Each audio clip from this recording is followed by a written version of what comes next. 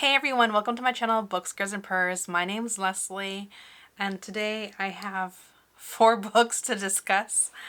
Yeah, I read a lot for the month of October, or at least what I consider a lot for myself. And I'll start out with a juggernaut that is Chlorine by Jade Song. I love this book so much. This is a contender for my favorite book of the month. It's between this and Alicia Elliott's debut fiction novel, and then She Fell. Chlorine is a horror, but also a coming of age story. So the story is told from an adult mermaid's perspective, looking back at their life. And it's largely told through that character's lens, but I'll get to that. Ren Yu is a swimmer, and they have such a insular experience of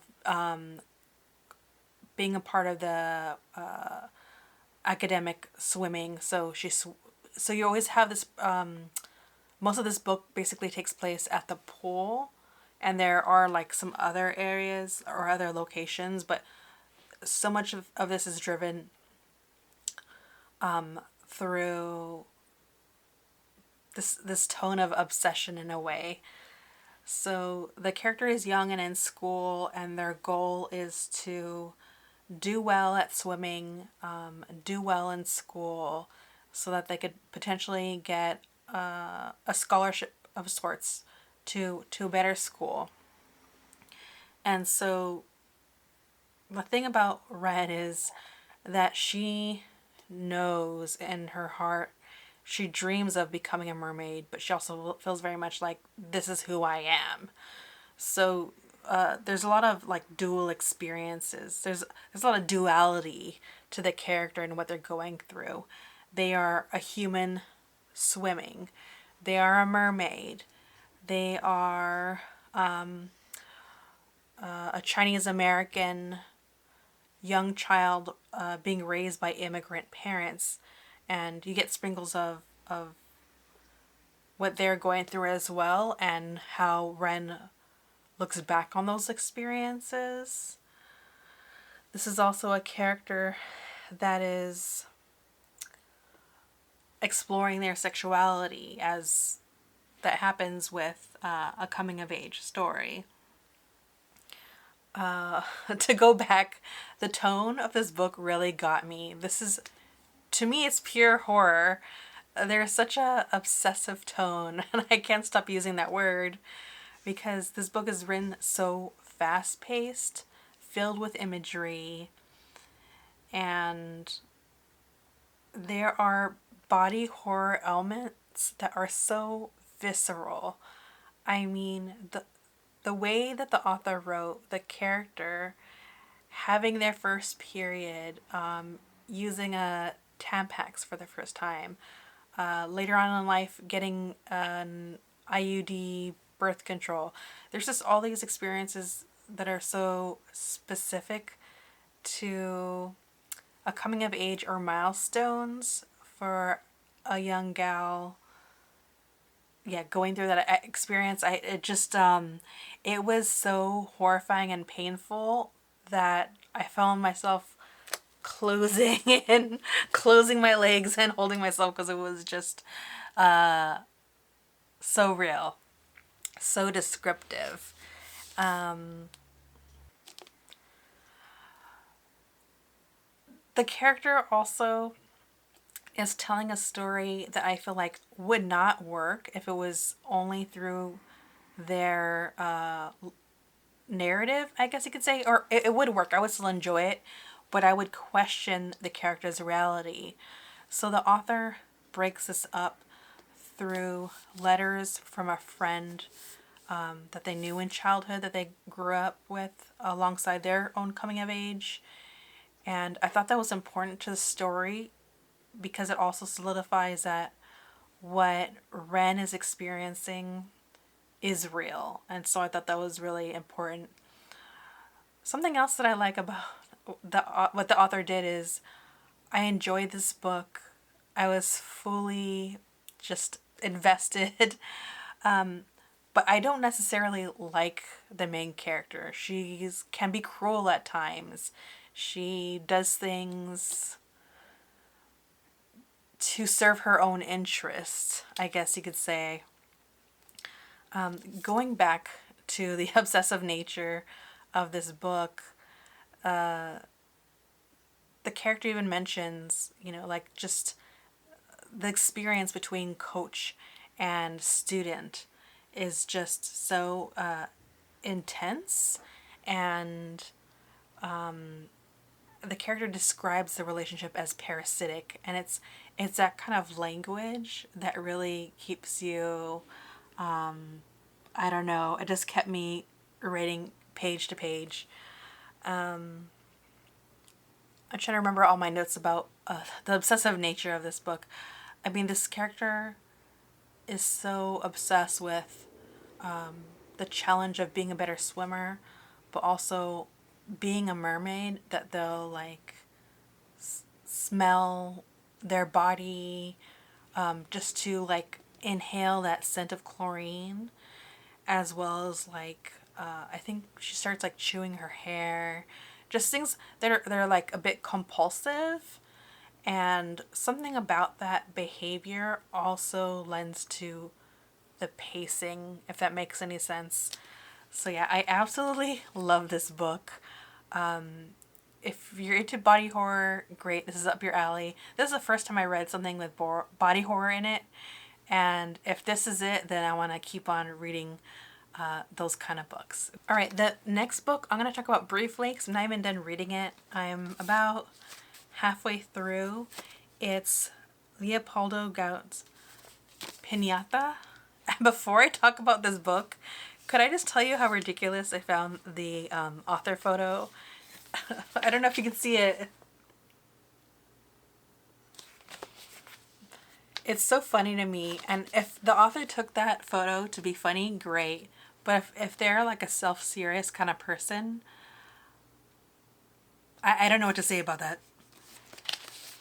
So, Piñata is about a character named Carmen.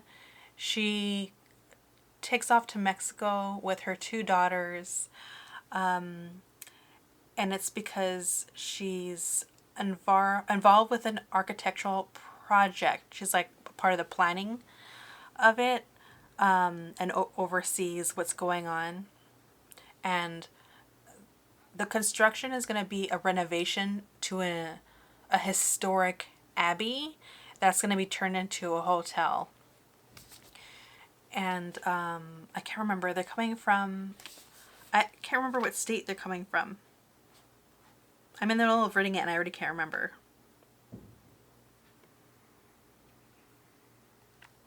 Yeah, so they're from the United States going back to Mexico. And so this is about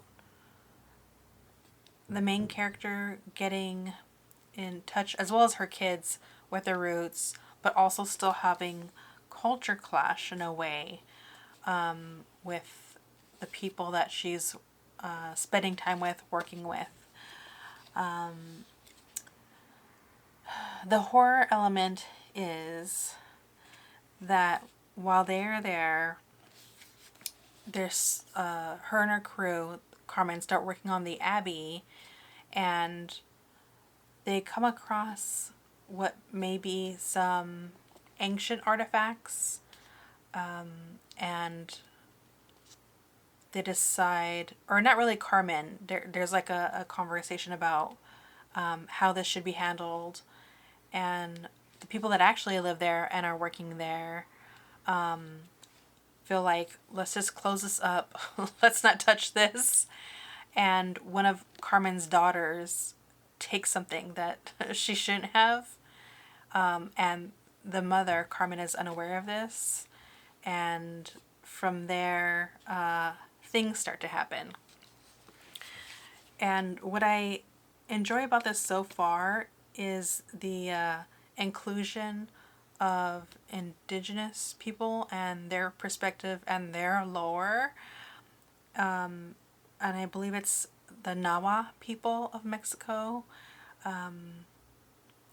So I have read a little bit about Nawa and their language, which it's weird because when I read the word, the way that it's spelled and the way that it's said for the language is different, so I don't want to mess it up, so I won't say it here. But yeah, I really enjoyed the lore more so than actually the horror elements. The horror elements are fine. I just found the setup of history just really fascinating in this book. It just felt like such a plus. So that's kind of where I'm at.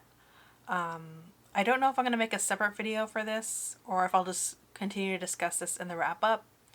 But yeah, I enjoy the characters. Again, I enjoy the lore and just the history of a particular part of Mexico that's being explored that I don't really see written about in fiction quite a lot, but maybe that's just I'm not reading enough from Mexican authors. Maybe that's the issue, but I'm really, really glad I picked this up. And if I wasn't such on a time crunch this month, I'd love to also read Monarca by this author. I set out to read both those books on my seasonal TBR, so I did schedule it this month, but I just went so off schedule and I read so many other books, so I don't think I'm gonna be able to do that. This is, I think, the last of my horror for the month, and then the next two books either, well, one of them has a horror element, the other one doesn't at all. I just kind of, like I said, started reading a whole bunch of stuff voraciously. So that's it for Piñata. The next book I read is Night of the Living Res. I love this book so much. This is a book, and I'm trying to figure out how to explain it. It is fiction. There are a sprinkling of horror elements, but that's, I don't want to say that's like the main genre. And it's not quite a short story collection. There are 12 short stories, but by the end of it, I felt like, oh, well, this is broken up into short stories, but it feels like a full-length novel, if that makes any sense, because the stories are connected, but they're so intertwined, it somehow feels right between a short story collection and a full-length novel. And I have not read an author that's done that. I have read other short story collection where some of them, maybe the characters or the locations are the connective tissue, but not quite this intricate, if that makes any sense. So this takes place in Maine on a reservation. It does focus in on a particular family and friends and what they go through, and it really is them dealing with a particular tragedy, yes, but overall dealing with the long lasting effects and consequences of colonialism. This is all told through a kind of humor that I love. It is dark humor at times, but what I really enjoy about this author, Morgan Talty, is that he captures the banter of conversation so well. And anytime I read a book and an author captures a way that a conversation flows, I love to give them extra praise for that, because it was just done so well. So since this is a short story collection, I noticed that from like story to story, the tone shifts, and throughout you see how the dynamics of the family ebb and flow from story to story. And I think that contributes to how well paced the book is. So this is probably like a medium to fast read because of how well the dynamics of the tone and characters really kind of like, yeah, ebb and flow, just like stretch and restrict in a really beautiful way. And as far as a character goes, I mean, there are characters that I fall in love with. There are characters that break my heart. And yeah, I really love this. I wish I had more to say. I don't think there's necessarily a particular quote that I could really like latch onto, just because of the moments that really stood out to me were actually like the humorous moments. So it's better if you just like pick it up and read it. It's so good. All right, and lastly, I read Ari Tison's Saints of the Household. This is not in any way horror. It was just a book that I picked up this year, and I knew that I wanted to read it, and I just kind of felt it in my heart to read it this month and just to crunch into this.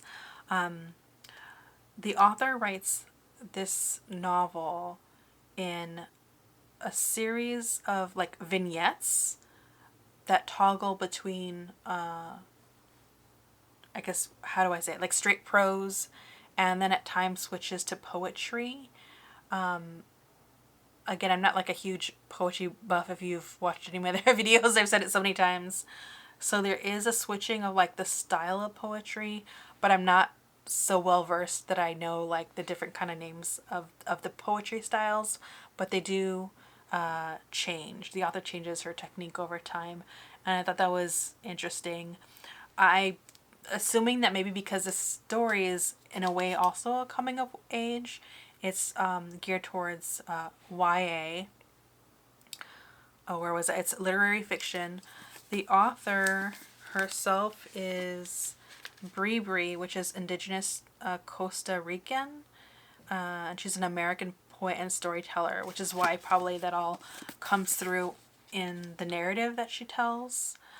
So this focuses on Max and Jay, who are two young kids in school that are just trying to survive a violent home life.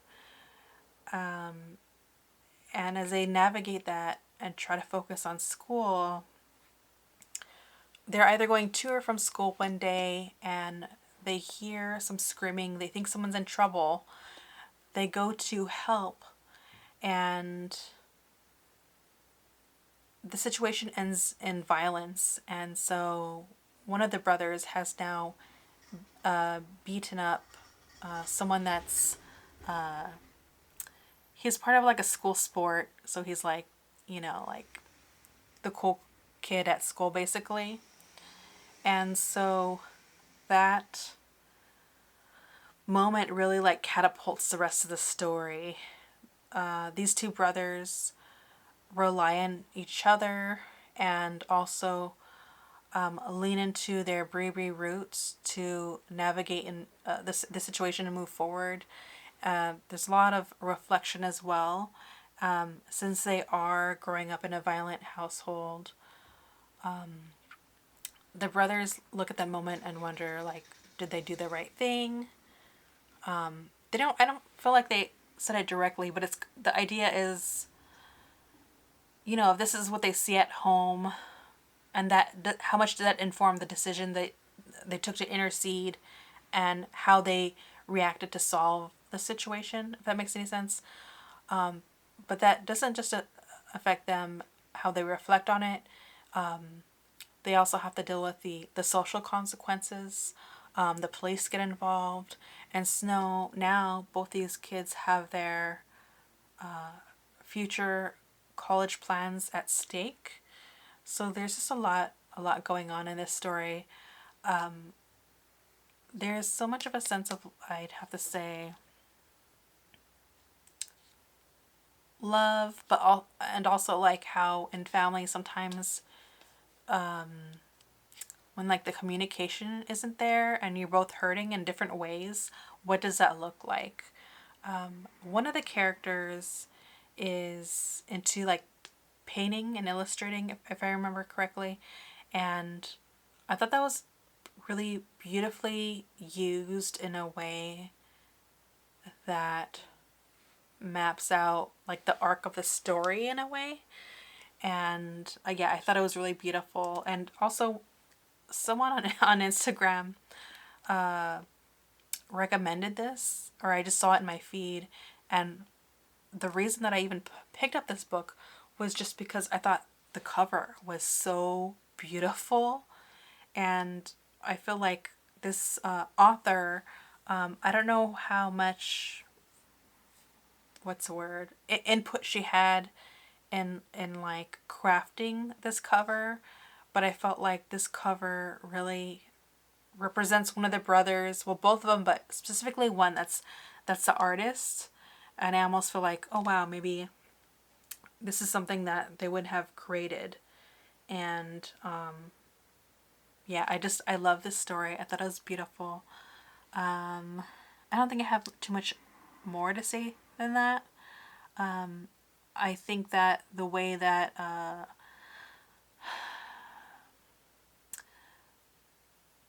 the kids deal with what's going on at home, it just felt very real. And how sometimes it's like really easy to judge that situation or like tell people to get out of those situations. It's much harder when you're like in it. And I think that author captured it really well. So I'll just leave it at that. That's all the books I read. So yeah. I gotta stop myself now for October, or else I'm not gonna have my wrap up video ready in time. I went overboard and I just couldn't help myself. I wanted to sneak in Piñata kind of last minute because it just sounded so good. Anyway, so if you're watching this, thank you. If you're reoccurring viewer, subscriber, I really appreciate it. I love having these book talks. Like, if you're here new, please subscribe. If you have any questions about these books, or if you've read them, whether you liked them or not, please go ahead and give me some input below. I love y'all, and I'll talk to you later.